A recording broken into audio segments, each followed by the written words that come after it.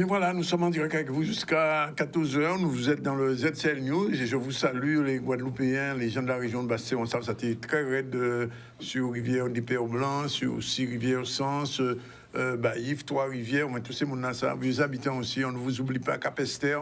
On salue tous ces Guadeloupéens qui sont dans la difficulté en ce moment. Et nous appelons à la solidarité, c'est nécessaire. Aujourd'hui, dans un moment, on fera un petit point avec justement le maire de Baïf, Marie-Evelyne Ponchateau. On aura aussi un peu plus tard le préfet de région, Alexandre Rouchat, avec qui nous entretiendrons. Et nous irons aussi à Vieux-Habitants avec le maire de la commune de Vieux-Habitants. Je vais parler de Jules Otto. Et on va terminer avec Madame Annick Minacci. Madame Annick Minacci, Selma, elle est responsable sous-directrice de l'accompagnement et de la prévention à la CGSS. C'est très important dans la période actuelle. Voilà un petit peu le sommaire de ce ZCL News. Pour l'instant, on va faire un petit tour à Petit-Bourg. Maxime Morel était sur place, à Colin exactement, voir un peu la situation. C'est parti. Nous avons eu des premières visites hier dans la suite de la fameuse nuit qui a généré et qui a produit autant d'eau. Aujourd'hui, c'était important pour nous de venir après que nous ayons fait le point pour organiser l'aide d'urgence. Et c'est pour cela que nous soumettons des fiches à remplir pour que nos administrés nous indiquent les besoins les plus urgents. Vous voyez, l'eau est montée au moins à 40 cm dans l'appartement. Et pour cause, parce que là, apparemment, c'est une zone inondable et il n'y a pas de dégagement suffisant. Ce n'est pas la première fois que ça arrive. Bon, regardez l'état des voitures. Si vous pouvez tourner, vous retournez, vous allez voir que... Voilà. Et puis là, on a pris le courage de nettoyer la maison. On ne peut faire que ça pour l'instant, en attendant les expertises et tout. Voilà. En allant me coucher le soir, je savais que c'était une tempête, donc je suis restée chez moi. Et puis j'ai attendu les consignes de la préfecture, voilà, comme tout le monde en fait, je pense. Mais je ne m'attendais pas à ça. Même à mon réveil, j'entendais qu'il pleuvait, mais je ne réalisais que quand j'ai pu faire un peu de lumière parce qu'il faisait noir. Et c'est à ce moment-là que j'ai pu voir ce qui se passait réellement chez moi. Oui, monsieur le maire, monsieur Nebor, maire de Petit-Bourg, est venu. Il y a monsieur Losbar aussi qui est passé hier. Nous n'étions pas là, malheureusement. Et puis le problème que nous avons actuellement, c'est l'eau. Nous n'avons pas d'eau. Nous avons un petit filet d'eau, on ne peut pas nettoyer. Donc on fait avec les moyens du bord. Ils viennent de passer à l'instant, on a rempli un formulaire et on va voir ce que ça donne. Il nous appartient maintenant de nous organiser pour être plus efficaces. Là où nous pouvons être plus efficaces, même si beaucoup de travaux ont été réalisés sur le territoire de Petit-Bourg qui n'arrêtent pas son développement. Mais il est difficile de lutter contre la nature et en tout état de cause, cela nous permet aussi de corriger ce qu'il y a à corriger dans nos organisations. Alors là, c'était pour la région de Petit-Bourg, à Colin exactement, mais c'est la même situation un peu partout, à Baïf, à Vieux-Habitants, à Capester-Bello aussi, à Goyave, bien évidemment à Trois-Rivières aussi. La situation est particulièrement difficile. Alors, Bastère aussi, il y a eu beaucoup de dégâts chez des gens, chez des particuliers. Et on pense à tous ces gens qui sont aujourd'hui, qui ont été, entre guillemets, noyés sous le déluge d'eau. Alors, semble-t-il, l'eau est revenue dans certaines régions, ça c'est tant mieux, au moins même si elle n'est pas potable, elle permet aux gens de pouvoir se laver, de pouvoir nettoyer.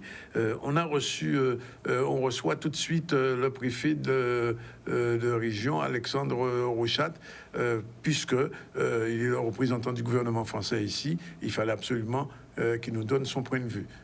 Bonjour, monsieur le préfet. Voilà, bien, nous entrons en direct, en contact avec le préfet de la Guadeloupe, monsieur Alexandre Rouchat. Bonjour. Allô, est-ce que vous m'entendez? Oui, est-ce que vous m'entendez? Oui, je vous entends. Alors, monsieur le préfet, première question toute simple, c'est votre premier cyclone? Alors, c'est pas mon... Alors, j'ai déjà subi un cyclone en Nouvelle-Calédonie il y a quelques années. Oui. Et malheureusement, je suis obligé de le dire, ça n'était pas un cyclone, la tempête Fiona. Et heureusement pour nous. Oui. Alors justement, il y a comme une petite polémique là-dessus, entre tempête et cyclone, parce que vous savez qu'en créole, tout le monde dit cyclone, même quand il s'agit d'un ouragan, d'une tempête. Bien sûr. Le sujet, alors je sais que c'est un communiqué que j'avais fait, qui fait débat. J'espère que les gens ne s'arrêtent pas là-dessus parce que le sujet de cette tempête, c'est pas ça. Hein. Mais bon, peu importe. C'est parce que tout simplement les vigilances que nous avons, qui sont des vigilances qui ont été émises pour cette tempête, donnent un certain nombre de recommandations. Et les mêmes vigilances pour un cyclone n'ont pas les mêmes recommandations. Et nous avons été appelés, quand on avait pris ces vigilances, par notamment des entreprises qui souhaitaient démonter toutes les installations qu'ils avaient en hauteur, qui sont dans les recommandations quand c'est un cyclone qui arrive. Et donc vous voyez bien qu'il faut juste faire attention aux vigilances qui sont émises pour que chacun respecte les consignes qui sont données et n'en invente pas d'autres. C'était ça le sujet. En termes de précaution pour la tempête et le cyclone, c'est le même dispositif à la préfecture? Pour nous, en termes de vigilance, de mise en place du COD, effectivement, c'est la même chose. Pour nous, on était sur le même niveau d'alerte, en tout cas de préparation de nos services. Mais je pense notamment, songer par exemple aux grues sur le port. En cas d'alerte cyclonique, il y a tout un travail de préparation à faire pour que ces grues soient mises en sécurité. Là, en l'occurrence, pour la tempête Fiona, il n'y avait pas de vent annoncé avec des rafales très importantes, donc il n'y a pas eu besoin de démonter ces éléments. Donc c'est ça, en fait, c'est pour que chacun puisse se préparer au bon niveau. D'accord. Alors, vous êtes allé sur le terrain hier, vous avez vu un peu l'ampleur des dégâts dans la région de Basse-Terre. Qu'est-ce qui va être fait pour tous ces gens qui sont sinistrés? Qu'est-ce qui est fait déjà, parce qu'il y a beaucoup qui est fait, et je veux souligner notamment tout le travail qui a été fait par les élus communaux, qui dès samedi, dès qu'ils ont pu sortir, ont commencé à travailler pour dégager les gens. Il y a plusieurs objectifs et plusieurs priorités. Premièrement, il faut dégager les accès, il faut permettre aux gens d'être complètement libres de leurs accès pour pouvoir circuler. Je pense notamment à la commune de Vieux-Fort, qui aujourd'hui n'est toujours pas, on ne peut pas y accéder en véhicule, que du côté de Trois-Rivières, comme du côté de Gourbert-Rivière-Sens. Rivière-Sens aussi est bloqué, oui. Oui, Rivière-Sens est toujours bloqué, le pont est très fragilisé, et donc il y a un travail qui doit être fait. Donc ça, c'est la première priorité. La deuxième priorité, c'est de rétablir le service de séjour et leur capacité à pouvoir être logés. Relogés dans certains cas, retrouver leur logement dans d'autres. Et là, c'est tout le travail qui est en cours avec du dégagement des maisons, du nettoyage, de la mise en place d'aides pour que ce soit fait. Je pense notamment aux services communaux, mais le département et la région, évidemment, ont participé aussi. Et les services de l'État aussi y participent. Je pense notamment au régiment des services militaires adaptés qui après les militaires que nous avions déployés hier, vient aider les habitants de Rivière-des-Pères. Donc voilà, donc ça, ce sont tout ce qu'on fait dans l'urgence. Et puis après, il y a un travail qui doit être fait dans un premier temps de beaucoup d'opérations, et on va aider financièrement avec l'état de catastrophe naturelle, avec le fonds de secours outre-mer qui va venir compléter d'autres dispositifs, et puis peut-être avec des fonds qu'on pourra mettre en place pour aider à des travaux qui sont de plus grande envergure, des sujets d'infrastructure. On peut penser au pont de Goyave ou au pont de Capesterre-Bello qui se sont effondrés. On voit bien que là, ce sont des sujets très lourds qu'il va falloir mettre en place. Il y aura besoin de moyens financiers. Et l'État sera présent, évidemment, aux côtés des collectivités sur ces besoins. Mais je veux souligner une chose qui est extrêmement importante, c'est que cette tempête, elle n'a jamais produit des effets aussi importants on n'a jamais connu ça en Guadeloupe, notamment sur les volumes d'eau qui sont déversés sur les contreforts de la Soufrière et qui ensuite ont dévalé les pentes vers le sud Basse-Terre. Je signale juste que heureusement que nous avions des vigilances de Météo France qui ont été largement anticipées. Heureusement qu'on a pu mettre en place ces dispositifs et heureusement que toute la population a respecté ces consignes, ce qui nous a permis d'éviter le pire. Alors évidemment, on n'est pas passé à côté d'un drame et j'en suis profondément triste de cette personne qui est décédée à Rivière-des-Pères. Mais pour avoir vu les situations des maisons et avoir entendu les gens qui en ont témoigné, on est passé tout près de catastrophes beaucoup plus importantes. Dites-moi, d'une manière générale, monsieur le préfet, est-ce que, on en parlait avec les gens de Cap Excellence pour la région de Pointe-Oise, est-ce que en termes d'urbanisme et d'habitat maintenant, il va falloir prendre des dispositions un peu particulières en tenant compte de ce qui se passe aujourd'hui au point de vue climatique? Je crois que je ne sais plus quel élu s'est prononcé dans les médias en disant la nature reprend ses droits. Je crois qu'il y a un certain nombre d'endroits où on pensait contraindre la nature, et notamment les cours d'eau, et on s'aperçoit, l'exemple de Rivière-Sens en est vraiment un très bon exemple, on s'aperçoit qu'en fait on ne peut pas contraindre la nature quand la nature prend des tournants comme celle qu'elle a pris ce week-end, c'est-à-dire avec énormément de volume et de force. Et donc il va falloir effectivement, je pense, non pas repenser, mais il va falloir déjà premièrement étudier tous les logements et toutes les installations qui sont aujourd'hui dans des zones de danger. Vous savez qu'on travaille beaucoup sur les zones de menaces pour la vie humaine le long des côtes, le long des rivières. Hier, à Rivière-des-Pères, le long de la rivière Rivière-des-Pères, il y a un certain nombre de maisons qui sont en surplomb. Concrètement, ce sont des maisons qui présentent des risques. Il va donc falloir travailler sur des relogements, obligatoirement. Et puis, dans les programmes suivants, je pense que là aussi, mais c'est déjà le cas, tout ce dont on avait parlé, c'est la conséquence d'un certain nombre d'installations, d'aménagements qui ont été faits dans les années 90. Là, on a d'autres mesures. On a maintenant le BRGM qui est capable de nous donner des zones de risque beaucoup plus précises. Et évidemment, ça doit rentrer en ligne de compte dans les décisions d'aménagement. Alors, il y a un problème tout à fait concret et immédiat, voire urgent, qui se pose dans la région de Basse-Terre, c'est la question de l'eau. Oui. Je sais que ce n'est pas votre compétence directement, mais qu'est-ce qui va se passer? C'est pas ma compétence. Comme vous le savez, depuis que je suis arrivé, c'est un sujet qui m'occupe beaucoup, même si c'est pas ma compétence. Et là encore plus en ce moment. La situation de l'eau, elle est très compliquée parce qu'il y a eu d'énormes dégâts qui ont été causés par la tempête Fiona en plusieurs endroits. Je crois que le syndicat mixte a fini de remettre en état la plupart des usines de production d'eau de la zone de Capesterre, qui donc permet d'acheminer l'eau vers la Grande Terre et vers la zone de Capesterre, Goyave, Petit-Bourg. Pour autant, on a découvert qu'à l'occasion des éboulements qui ont eu lieu sur les axes routiers, il y avait 40 mètres de canalisation qui avaient été arrachés. Donc là, il y a un travail de remise de cette canalisation. Accessoirement, c'est une canalisation qui n'est pas simple à trouver puisque le diamètre et la matière font que je crois qu'on n'en a pas en Guadeloupe, donc il faut en trouver quelque part pour la faire venir. Et ça va nécessiter des travaux très importants. Et puis, on a surtout un sujet de préoccupation majeur qui est le captage qui est dans les hauteurs de Saint-Claude, à Beauvallon, qui là, pour le coup, nécessite des travaux très lourds parce que, premièrement, il n'y a pas d'accès aisé jusqu'à ce site parce que le gué a été emporté et le captage n'est plus dans le lit de la rivière parce que le lit de la rivière a bougé. Oui. Donc ça veut dire que ce sont des travaux très lourds qui doivent être occasionnés. On est en train de travailler avec les communes, avec le syndicat mixte évidemment pour résoudre ce sujet, mais il y a aussi la région qui participe à ces travaux.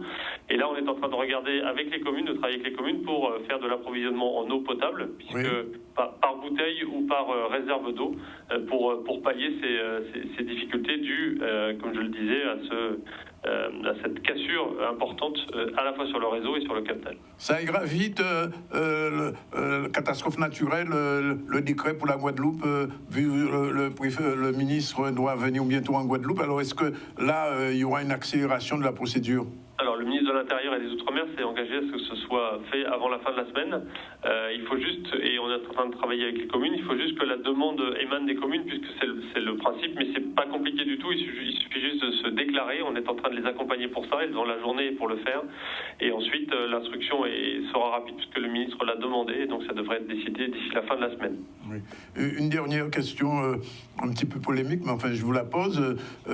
Beaucoup de gens se sont étonnés de la réaction tardive du président de la République vis-à-vis de ce qui s'est passé en Guadeloupe. Vous comprendrez bien que je ne répondrai pas à ce genre de questions, M. Zanzani. Bien sûr, bien sûr. Je vous remercie en tout cas de nous avoir accordé cet entretien et puis on continue notre journal. Merci, monsieur le préfet. Merci à vous. Merci, au revoir. Voilà, le ZCL continue puisque, après le préfet, il y a encore d'autres informations et nous continuons. Au château, maire de Baïf, madame le maire, bonjour. Pas encore de retour. Oui, ça va. Vous avez entendu ma question, madame le maire, bonjour. Vous m'avez entendu, madame le maire? Visiblement, elle n'a pas le retour. Je ne sais pas ce qui se passe.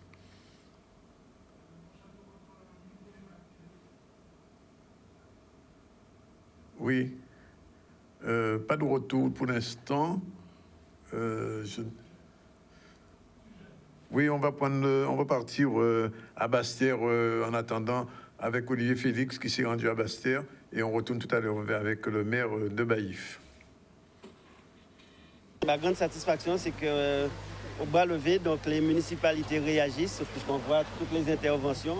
Donc nous, j'ai demandé au service technique pour que dès demain accompagner la ville pour qu'on puisse déblayer enfin, et rendre accessible l'intégralité des routes au niveau donc, du centre-bourg.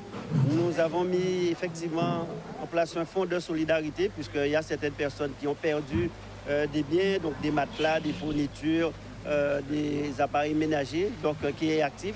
Demain, il y aura ce numéro vert pour que tout le monde... On a déjà fait circuler un numéro, mais en plus, il y aura une cellule qui sera mise en place Voilà.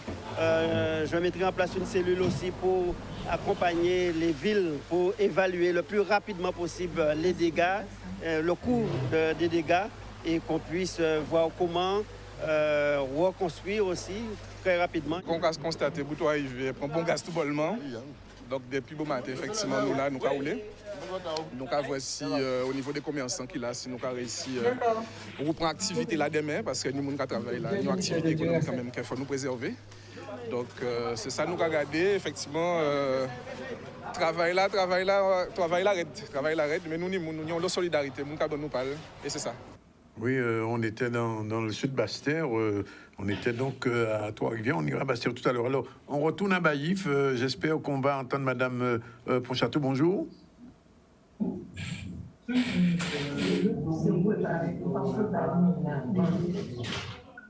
Madame Ponchato, bonjour.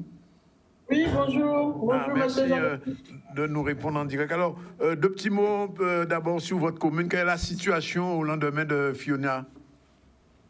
Je dirais que la situation est catastrophique, hein, mais c'est après qu'on constate les dégâts.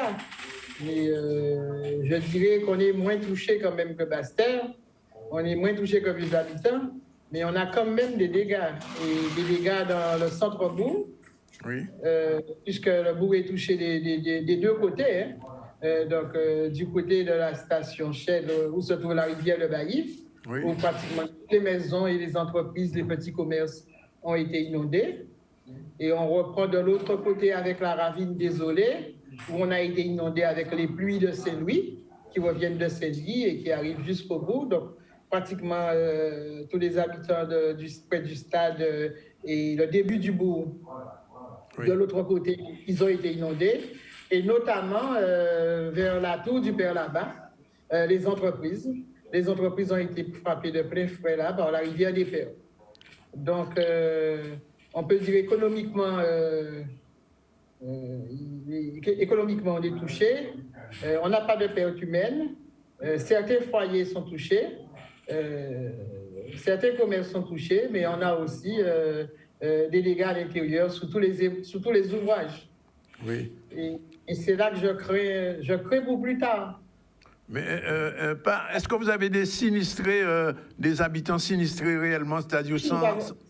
Oui, nous avons des habitants sinistrés pour l'instant qui sont sans abri, qui sont logés dans la famille, parce qu'en fait maintenant ils font le nettoyage, mais ils ont tout perdu. Près du Shell, ils ont pratiquement tout perdu. Ce n'est pas la première fois, donc je voudrais quand même profiter de l'occasion pour accorder mon soutien à ces personnes, mais aussi sensibiliser les autorités. Ce n'est pas la première fois qu'on subit cela, et toujours au même endroit. Vous comprenez bien, hein, on entend la souffrance et l'exaspération des habitants hein, qui subissent ça chaque fois. Moi, je me rappelle les trois derniers, c'est Marilyn, c'est Maria, aujourd'hui c'est Fiona, donc je crois qu'il y a des leçons à en tirer et il faut vraiment faire quelque chose. Il faut vraiment qu'il y ait un plan Marshall pour la protection des zones habitables dans les bourgs. Alors, j'ai vu que le président de région, le président du conseil général et le préfet sont sur le terrain. Ils sont déjà passés à Baïf? Alors, le président du conseil général est passé hier, donc on a visité, ils ont vu un peu l'ampleur des dégâts. Les routes départementales sont très, très, très endommagées, notamment la route de Saint-Louis. Oui. Donc, la route de Saint-Louis qui est une route de désenclavement, vous comprenez bien, il n'y a plus de route. Hein, donc, je profite de l'occasion pour demander à la population d'être prudent, parce qu'on n'a pas encore fait des déblaiements à l'intérieur. Donc, Saint-Louis s'avère un petit peu dangereux. Parce qu'il n'y a plus de guet, donc on ne peut plus passer par Saint-Claude. Oui, qu'en est-il de la distribution de l'eau à Baïf? Alors, je terminais en vous disant qu'il y avait la RD13. Oui. Donc, la RD13 aussi, elle est aussi endommagée, route de désenclavement pour aller à des habitants. Donc, il y aura fort à faire pour consolider ces ouvrages et puis les rendre accessibles en matière de sécurité. Oui. Et vous avez posé le problème de l'eau. Et Oui. on a une bonne partie de la population qui est sans eau, puisque le captage à Saint-Louis a été fortement endommagé. Et je pense qu'il faut bien 1 semaine ou 2 semaines de travaux pour retrouver une distribution normale. Donc, il y a un secteur qui sera certainement sans priver d'eau pendant un certain temps. Donc, on attend pour l'autre part de la commune Saint-Robert, progressivement, la situation revient à la normale. Mais sauf que nous, on devra prendre des dispositions pour mettre à disposition de la Vous allez population. faire des distributions. Voilà, ne serait-ce qu'une distribution d'eau potable. Donc, Oui. il faut une organisation pour cela. Et puis, il faut... nous attendons des livraisons d'eau. Donc, cela va démarrer certainement demain. Oui, Mais alors, aussi, autre il y a l'eau chose. pour le nettoyage. Il y a l'eau aussi pour le nettoyage. C'est ça. Je pense que là, c'est le plus important. Les gens ont besoin de nettoyer, ont besoin d'enlever la grosse boue. Donc, il y a une solidarité qui s'est installée avec l'eau de la rivière.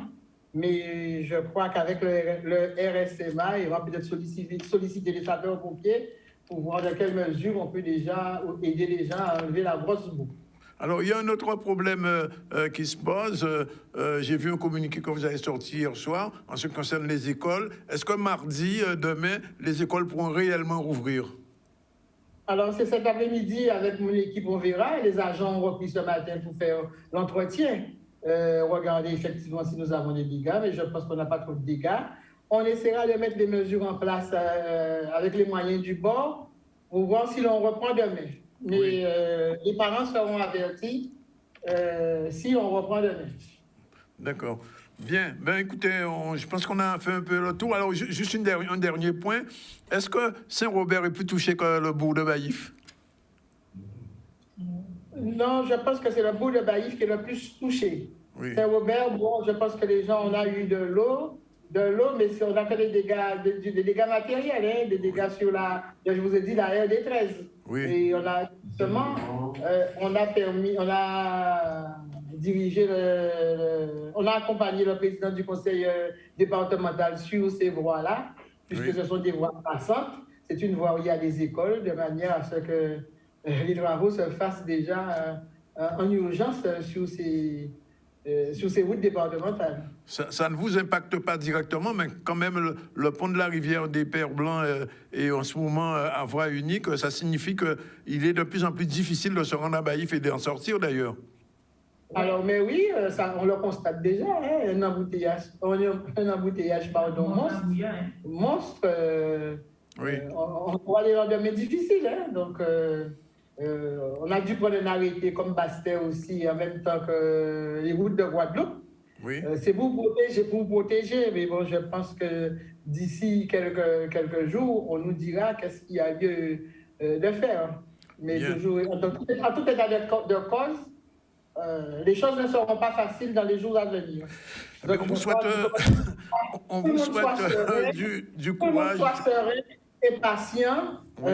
On est tous sous le même bateau. La situation, elle est difficile pour tout le monde. Donc, je crois qu'il faut faire avec. Et petit à petit, on va avancer. Eh bien, on vous souhaite du courage à vous et à vos concitoyens de Baïf.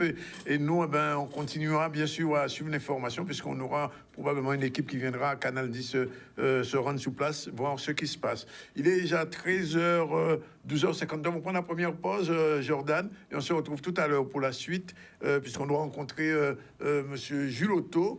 Et un peu plus tard, Madame Annick Minacci Selma sera aussi notre invitée dans un instant. À tout de suite. Voilà, retour sur le plateau du ZCL News. Il est exactement 13h, je vérifie l'heure, 13h06, et nous recevons, je vous l'ai dit, Madame Selma Minacci, Annick de son prénom, bonjour. Bonjour. Merci d'être là parce que vous pensez bien au lendemain du cyclone, il y a beaucoup de gens qui sont en grande difficulté. Je parle au niveau des entreprises et semble-t-il, vous auriez peut-être des solutions. Alors, il y a effectivement pour les travailleurs indépendants, donc là on va parler des commerçants, les artisans, les professionnels libéraux, Oui. voilà, qui auront été touchés par la catastrophe. Ils peuvent effectivement, on a une aide d'urgence et le fonds catastrophe intempéries que nous pouvons solliciter D'accord. auprès du Conseil de la protection sociale des travailleurs indépendants. Et donc, c'est une aide sociale, c'est vraiment une aide d'urgence pour parer aux besoins de première nécessité et le temps qu'ils se retournent vers leurs propres assureurs. Alors, on dit souvent que ces aides-là, on fait beaucoup de paperasserie et puis rien n'arrive au bout.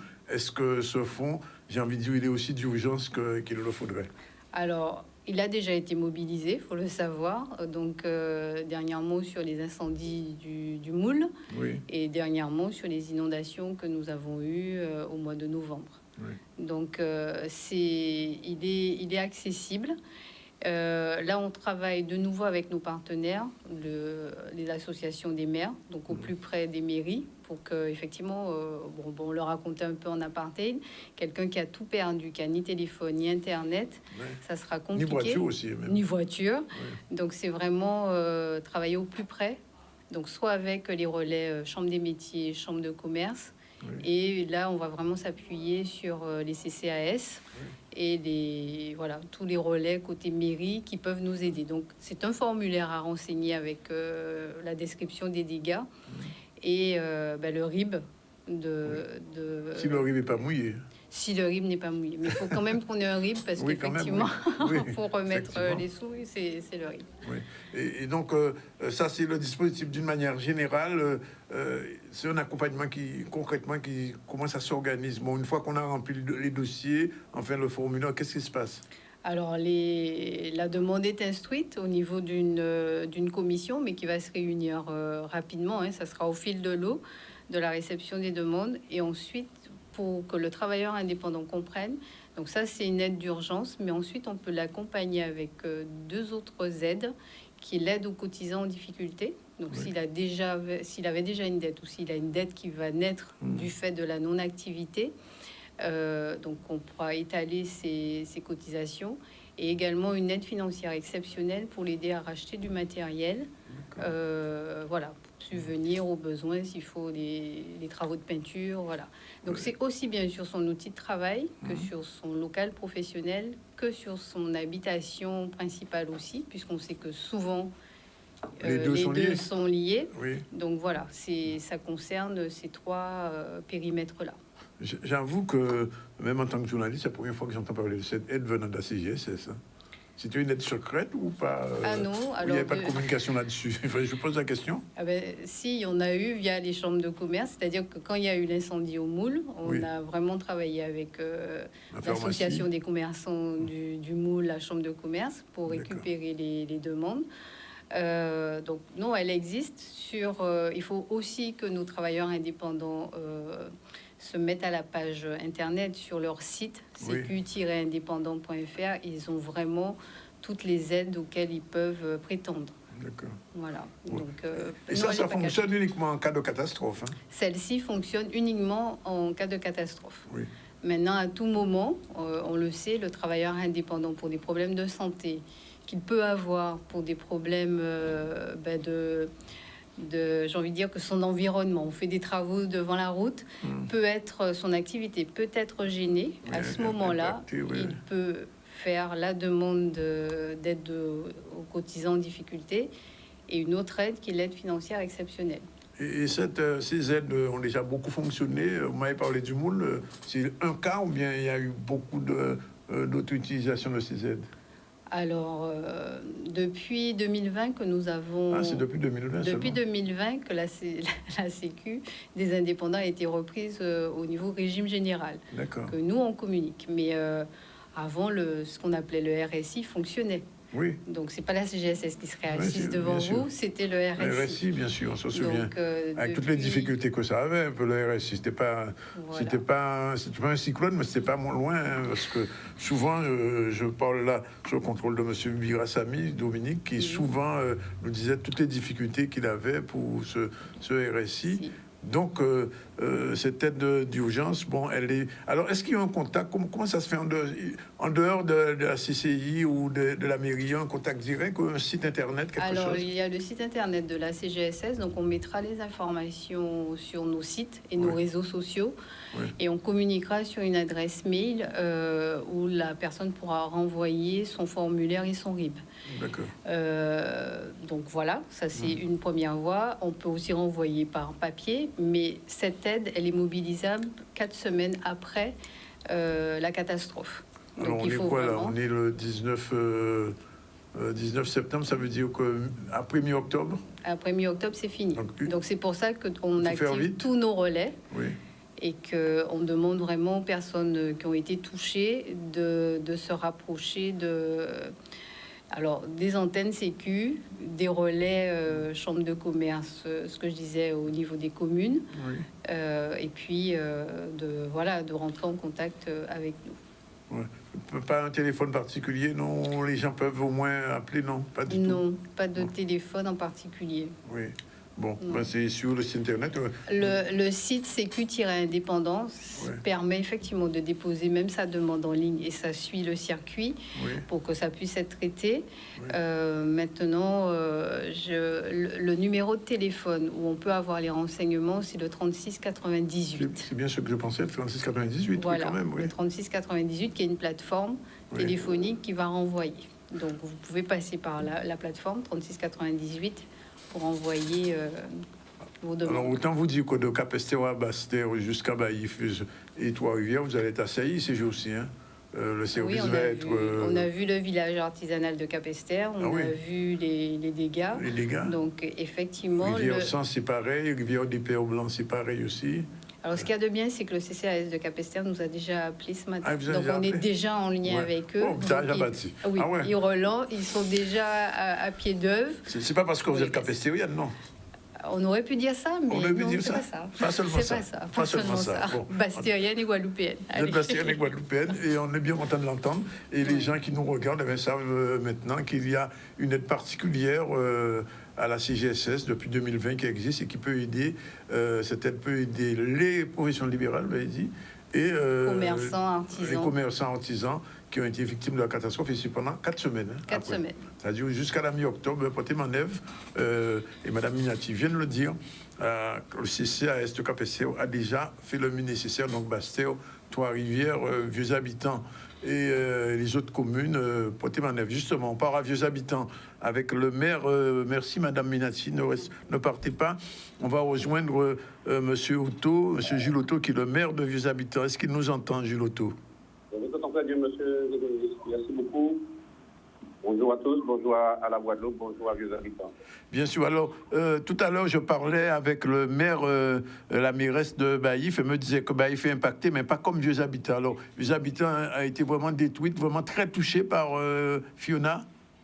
Très touché parce qu'on a la rivière sortie de son lit, et à partir de là, on a tous les dégâts possibles. Oui. Donc, voilà. Donc, n'a pas été fait depuis longtemps, ça a été un peu négligé.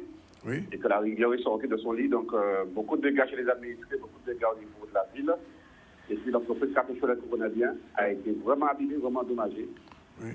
Et les routes départementales communales.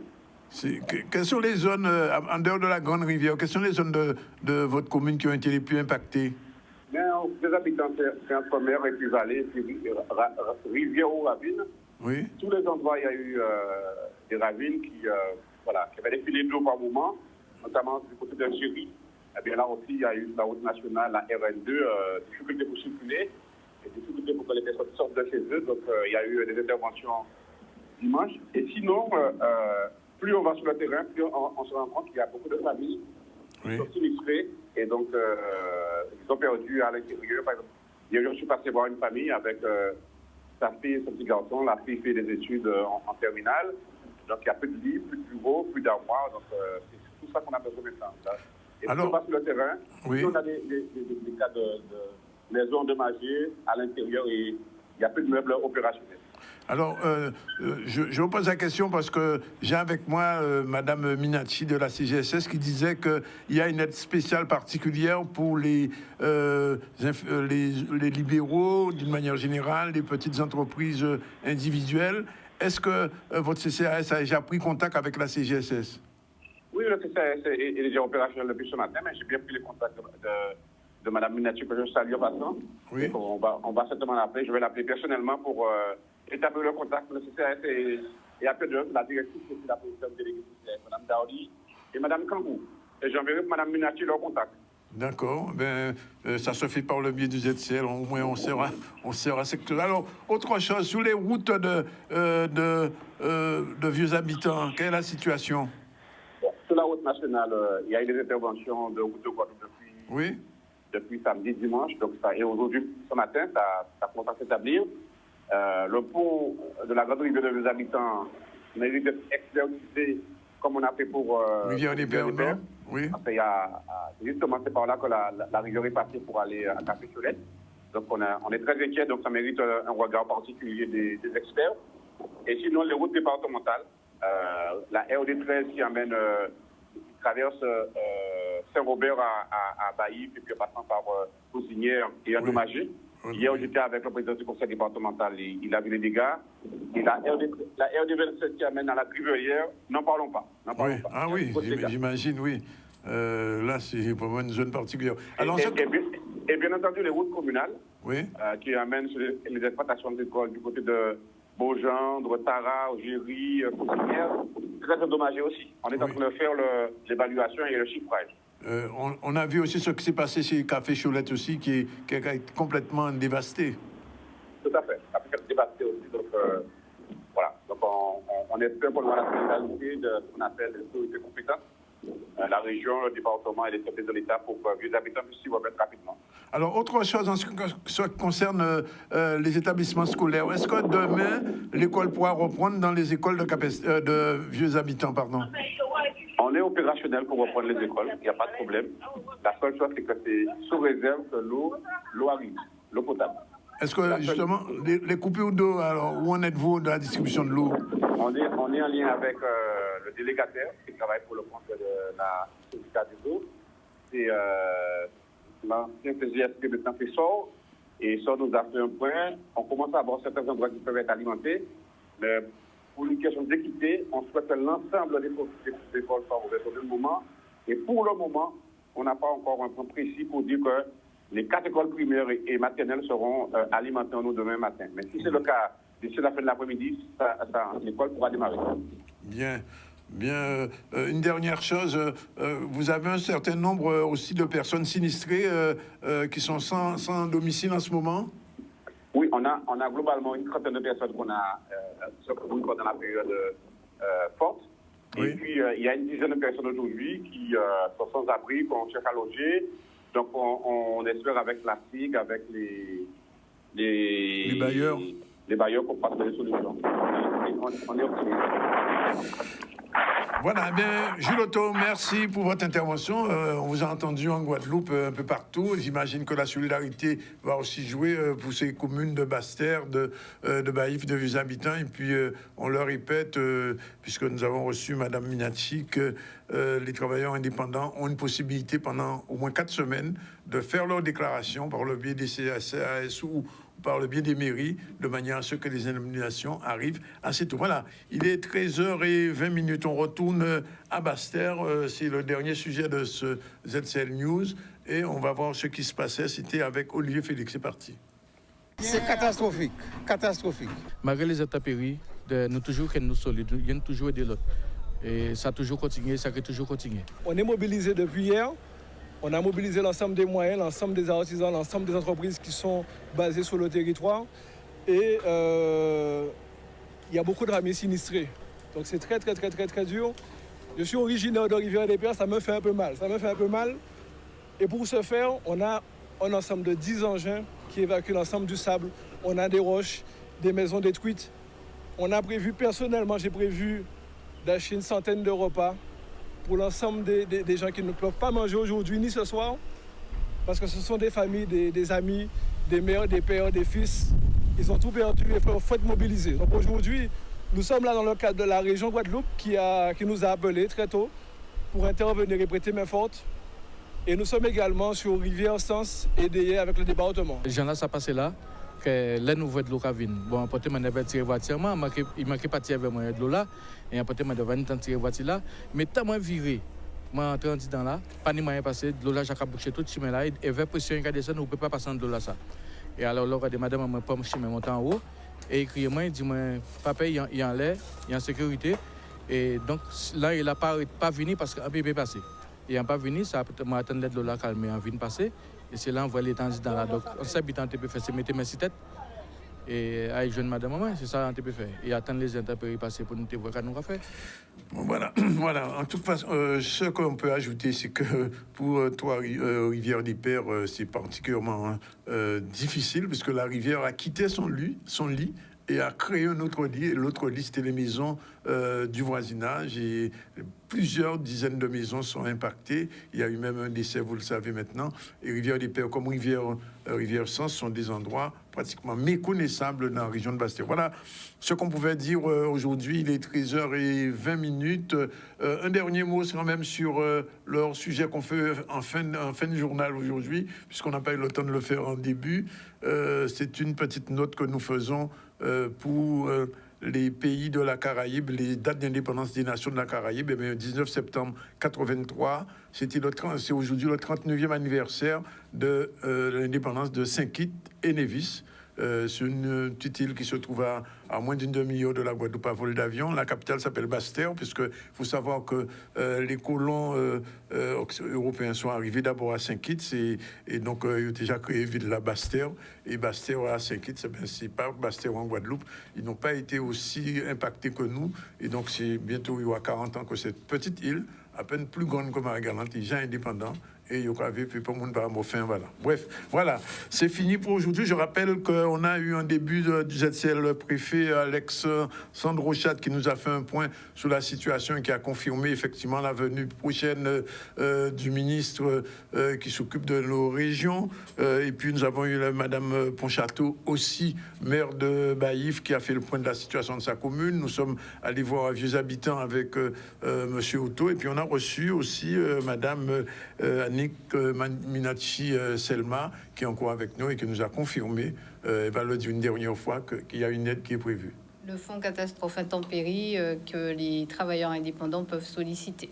Bien, ben voilà, c'est dit, la réalisation était assurée par Jordan. On se retrouve demain aux mêmes heures pour voir à partir de 12h30 faire le point de la situation en espérant que la solidarité va jouer de plein pied parce que véritablement dans le sud Bastère c'est catastrophique et mon a besoin un coup de main à pas tout dit parler en bouche mais il faut faire ça, il faut pour aider Guadeloupe. Voilà, c'est fini pour aujourd'hui. On se retrouve demain à 12h30.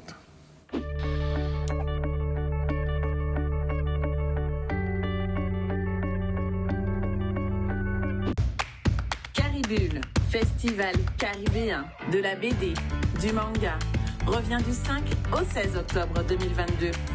C'est l'événement de la rentrée. J'apprécie cette manifestation d'une grande portée. C'est la preuve d'une belle confiance. C'est l'unique festival de BD en Guadeloupe et j'ai envie de dire même dans la Caraïbe. Caribule peut être un impulseur à journal, à bande dessinée, à autre chose. BD, atelier, manga, cinéma, musique, contes et d'autres animations. Il ne faut rien rater. L'événement de cette rentrée approche, nous qu'à attendre toutes.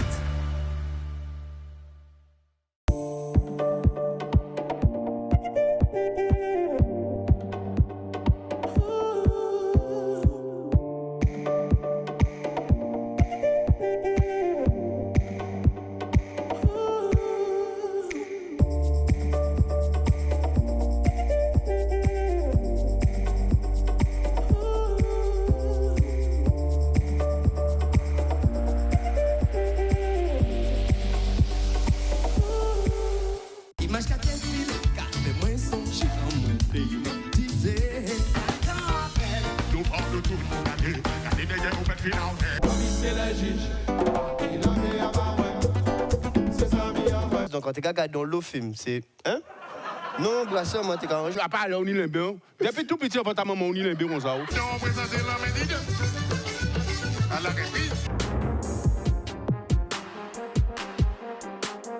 It's always move to the left, move to the right, and it's some music. It's music, but it's keeping.